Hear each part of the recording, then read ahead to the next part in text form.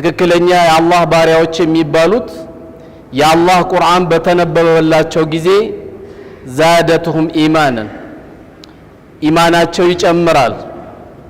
ከምንም በላይ ልባቸውን የሚሰበስበው ከምንም በላይ ወደ ተሻለ ህይወት የሚመራቸው የተከበረው የአላህ ቃል ነው። የአላህ ቃል መቼም አዲስ ነው። ሰዎች ዘፈን ያወጣሉ፣ ለሆነ ጊዜ ዘፈኑ ያልቃል። ሰዎች ለሆነ ጊዜ ቆንጆ ግጥም ይገጥማሉ፣ ለሆነ ጊዜ ግጥሙ ያልቃል። ሰዎች በሆነ ጊዜ የሆነ ስነ ጽሁፍ ይጽፋሉ፣ በሆነች ጊዜ ያ ስነ ጽሁፍ ያልቃል። ቁርአን ግን ሁሌም አዲስ ነው። አለመቅራታችን አለመቅረባችን እንጂ ቁርአን ሰዎች በቀረቡ ቁጥር ፍቅራቸው እየጨመረ ግንኙነታቸው እየጨመረ ነው የሚሄደው። ምክንያቱም ሰዎች ቁርአንን ባገኙ ቁጥር ከጌታቸው ጋር ንግግር እያደረጉ ነው። ለዚህ ነው ቁርአን በተቀራ ጊዜ ወአንሲቱን ያለው ጸጥ በሉን የተባለው። ቁርአን እየተቀራ ወሬ ስለማይቀጥል፣ ቁርአን እየተቀራ ስብሰባ ስለሌለ፣ ቁርአን በተቀራ ጊዜ ምን ጊዜም ጸጥ ማለት እንዳለብን ነው አላህ በተከበረው ቃል ያስተማረን። እኔንም እናንተንም ነገ የውመል ቂያማ ሸፋዓ ከሚሆኑት የቁርአን ቤተሰቦች አላህ ያድርገን። ቁርአን ለልጆቻችን ትተንላቸው የምንሄደው ትልቁ ውርሳችን ነው።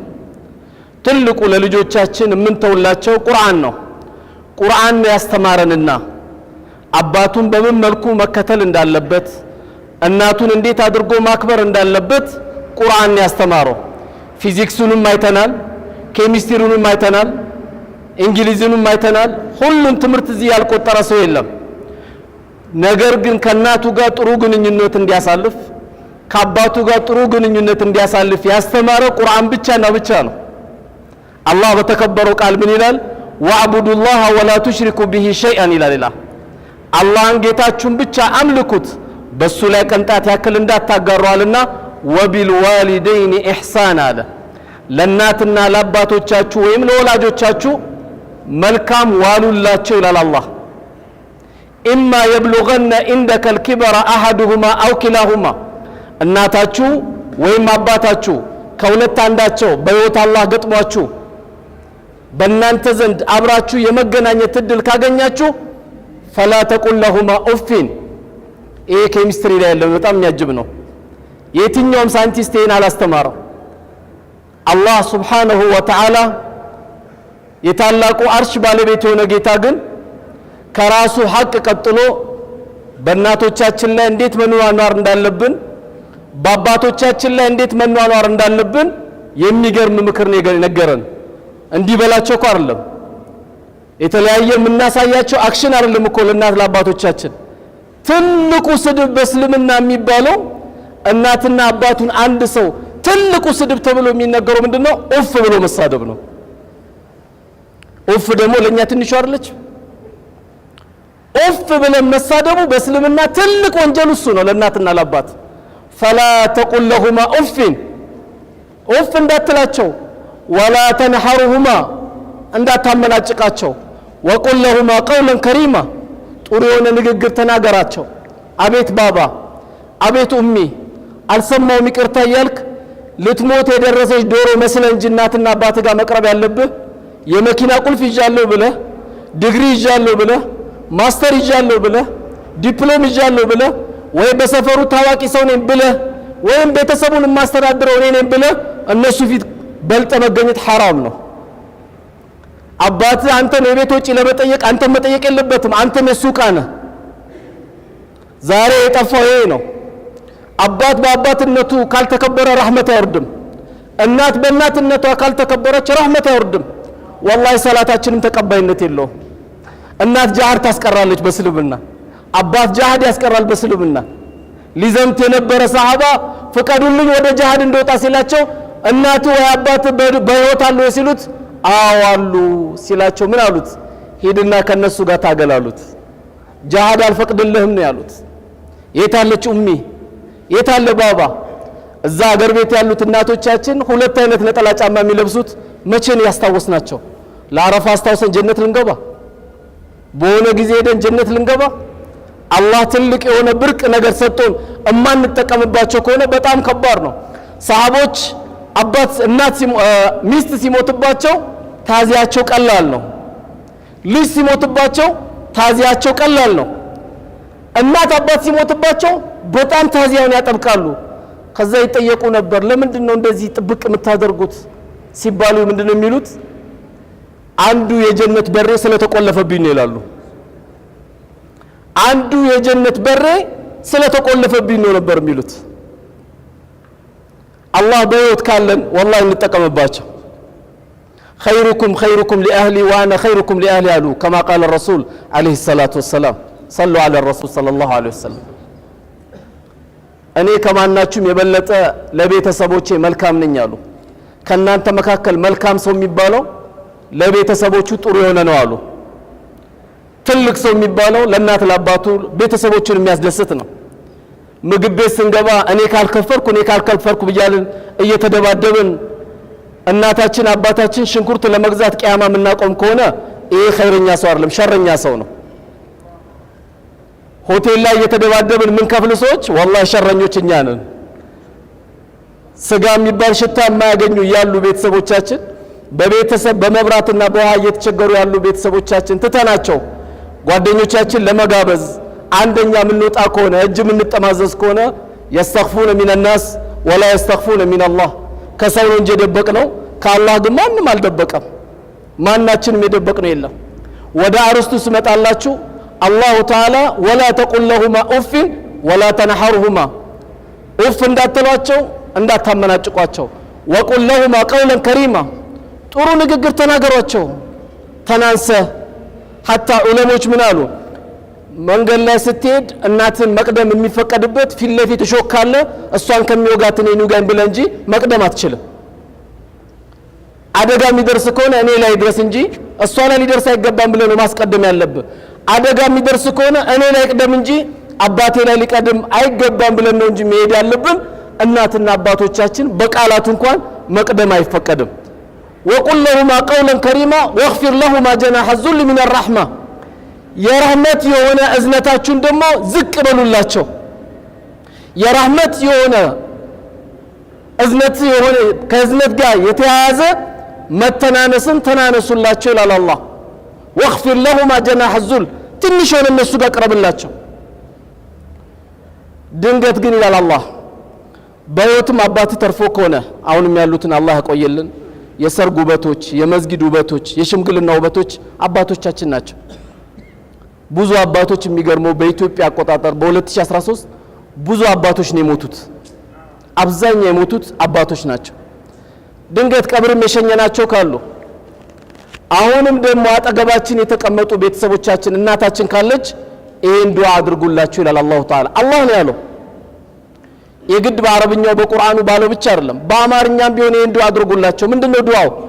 ወቁል ረቢ ረሐሙሁማ ጌታዬ ወይ ዘንላቸው ከማ ረበያኒ ሰጊራ ሕፃን እንዳለው እንዳዘኑልኝ እዘንላቸው። አው ጡቷን ነክሰን ነበረ፣ ጸጉሯን ነጭተን ነበረ፣ ለሊት 8 ሰዓት ገፍትረን ነበረ፣ ለሰርግ ሄደችበትን ልብሷንም እኮ ሸንተንበት ነበረ።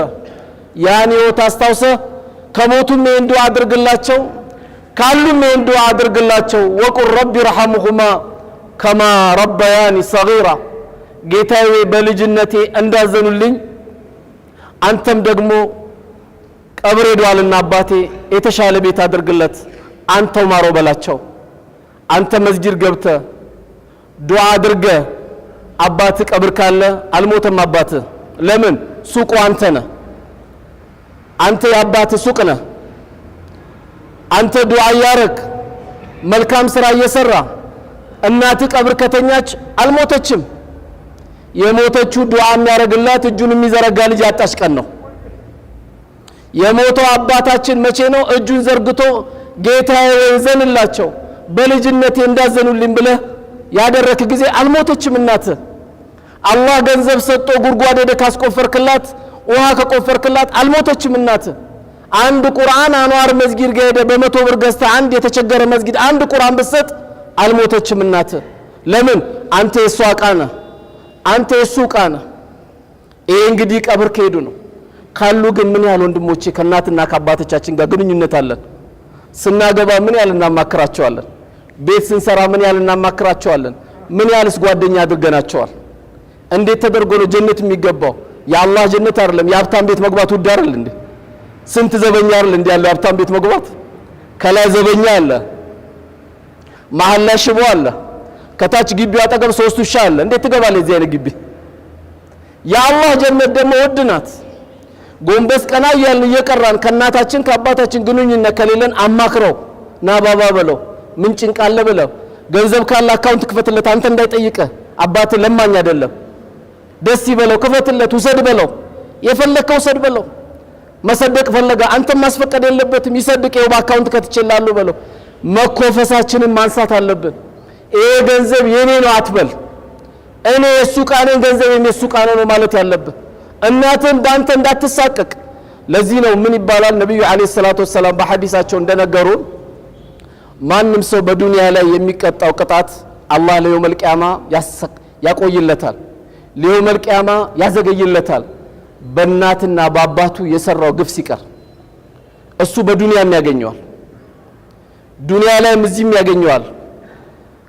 እናቱን ሲያሰቃይ የነበረ የሚያሰቃይ ልጅ አላህ ይሰጠዋል። ቂብላውን የምታጠፋ ሚስት አላህ ይሰጠዋል። ናግባ ናውጣ የቴርክ እንዳትቀነሳ እንዳትቀመጥ የምትል ሚስት ይሰጠዋል።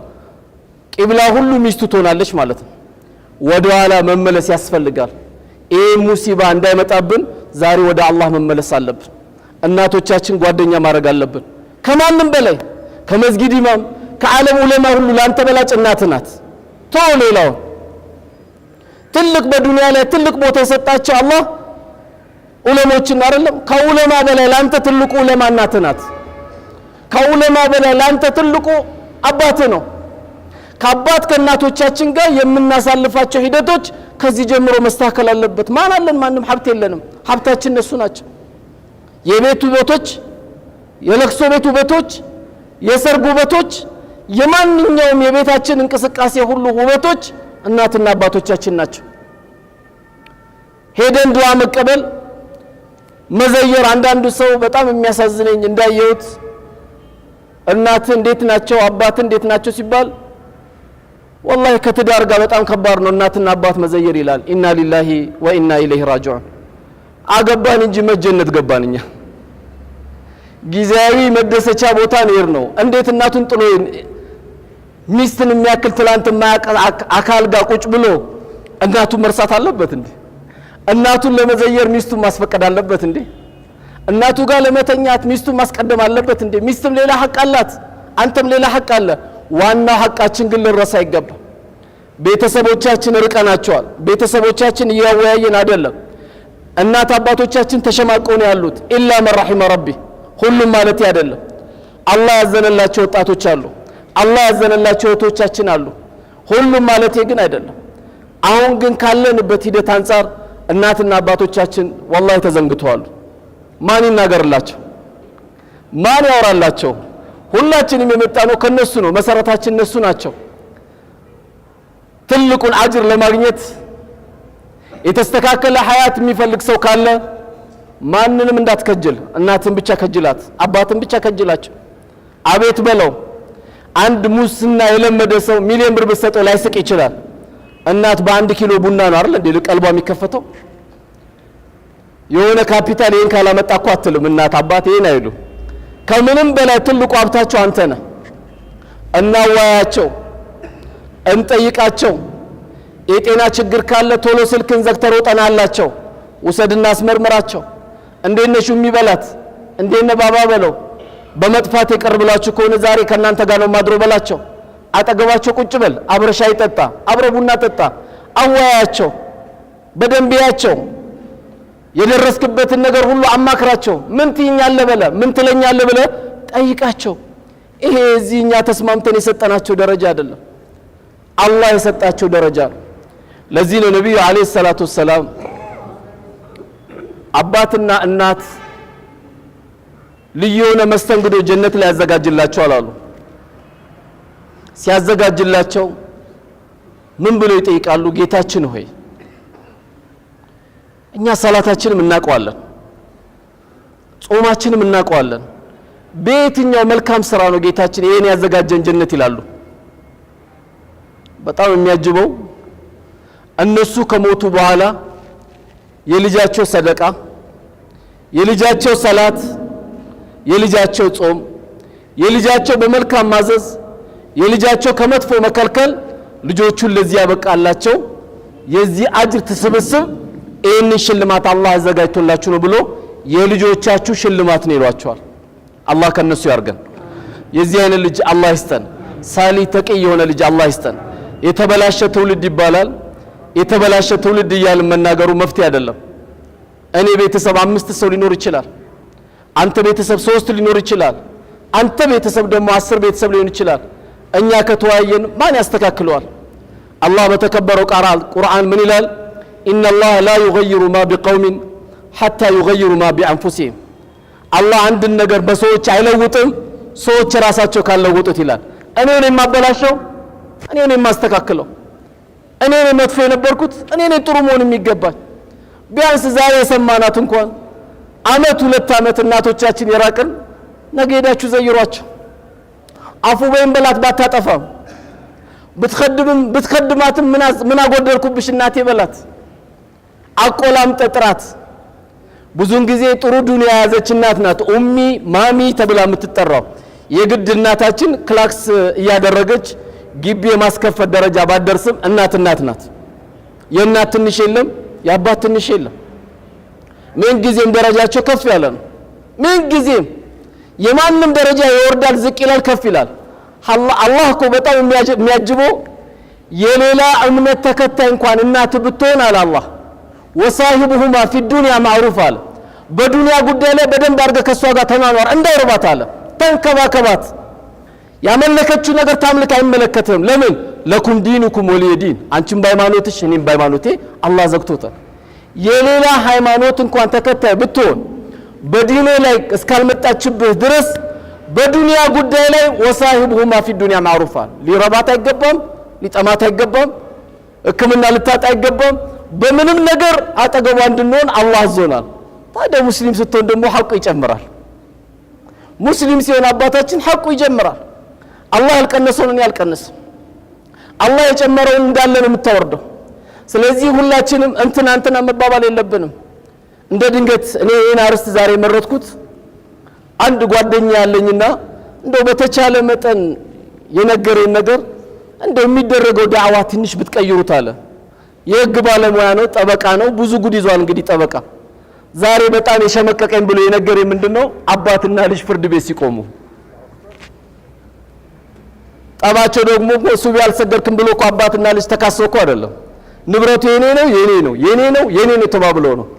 ማንም ግን በልቶ ወደ ቀብር ሄደ የለም። ሁሉም አስቀምጦ ነው ሄደው። አባትና ልጅ ፍርድ ቤት ከቀረበ፣ ልጅና እናት ፍርድ ቤት ከቀረበ ምን እንጠብቃለን?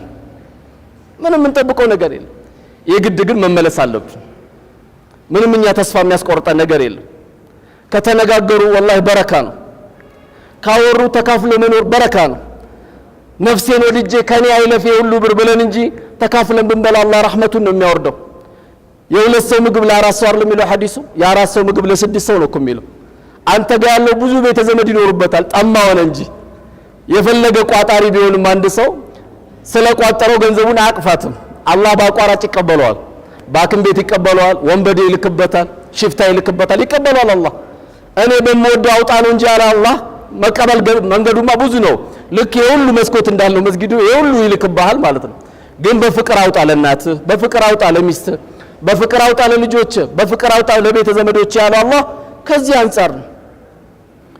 ስለዚህ ሁላችንም ካበላሸንም ከነፍሳችንና ከሸይጣን ነው፣ ካስተካከልንም ማስተካከልን እንድንጨምርበት በሚል ነውና ይሄ ሁሉ ነገር ከተሰማ ነገ ሜው አካል ነው ወደ ፍርድ ቤት የሚሄደው። እኛ ፍርድ ቤት አያስፈልገንም። የአላህ ባሪያዎች አሉ ይድረኙናል። እዛ ሄደን መጨቃጨቅ አያስፈልግም።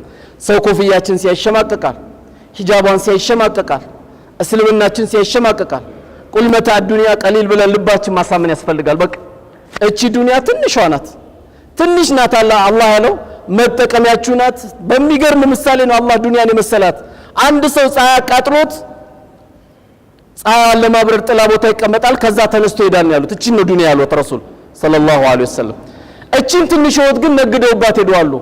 እኛም ነጋዴዎች መሆን ይገባናል። ከእናት ከአባቶቻችን ጋር የተለየ ግንኙነት እንደምናደርግ ተስፋ እናደርጋለን። ዝግጁ ናቸው ወንድሞች? አፍጥጣችሁ ብቻ ነው ያያችሁ ኢንሻአላህ። ዛሬ አሁን እንደወጣው እንደም የመጀመሪያ እምዘይራቱ አሰላሙ አለይኩም ነው መስቴ ጁማዓ ዚያራ የሚዘይር እስቲ ይሁሉ ሰው ጀለውም እንዴ ላኢላሃ ኢላ አሁን ዘይራታለሁ እናቴን ብላውጣው ጅን ነይት ሸይጣንን አቃጥሎ ከዚህ የበለጠ ምን አለ? ተሰባስበን አታወርዱት እንዳታወርዱት አላህ ያዋላጁን ስለሚያው ነው። ሁላችንም ዝግጁ ኢንሻአላህ በደንብ አድርገን ዘይራቸዋለን። በባዶ እንዳዘይሩ የሆነ ሀዲያ ይዘን ነው ኢንሻአላህ መዘየር ያለብን። ሰው ለሚስቱ ስንት ነገር ይገዛል አይደል? ሀቢብቲ አይኔ ሆዴ ምን ይላል። አረ እናትን አቆላም ጠጥራት ሁሌ ማትለወጥ ሚስት እኮ መቼም ተተርቶላታል። እንደ እናቴ እንጂ እንደ ሚስቴ አታውለኝ ይባላል አይደል እንዴ? ሚስት ከማን ጋር ዋለብኝ ነው የምትለው። ምክንያቱም የሴት ልጅ ድምጽ በሰማሽ ቁጥር መንገድ ላይ በሞባይል ልቧ ነው የሚመታው ሚስት። ማናት ደግሞ ትባላል። አንተ ራስ አታውቃትም የሄደችው አጠገብህ። እናት ግን ሱብሃንአላህ ለየት የሚያረጋት ባህሪው ምንድነው? ልጄ እንዴት ዋለልኝ ነው። ከማን ጋር ዋለ አይደለም እሷ እንዴት ዋለልኝ ነው። አባት እንዴት ዋለልኝ ነው የሚለው። ይሄ ሁሉ ህብረተሰቡ እንግዲህ ሽማግሌ ባንሆንም በአብዛኞቻችን የትዳር ባለቤቶች ነን።